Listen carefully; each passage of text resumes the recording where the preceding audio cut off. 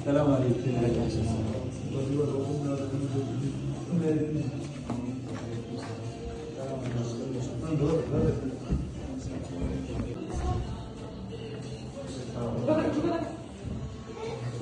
Kıymetli büyüklerimiz, bacılarımız ve kardeşlerimiz, hepiniz programımıza hoş geldiniz. Allah'ın selamıyla hepinizi selamlıyorum.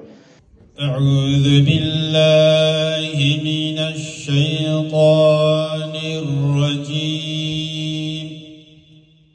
Bismillahirrahmanirrahim.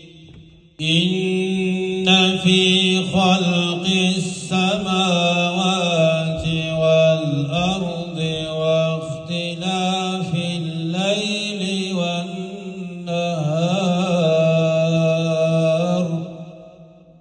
ve ihtilâfil leyli ven nehâr لآيات لأولي الألباب الذين يذكرون الله قياما وقعودا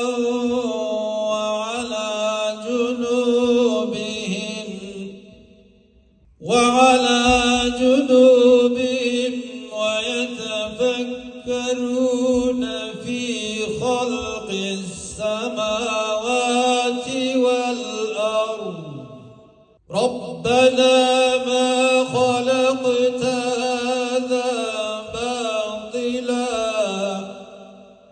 سبحانك فقنا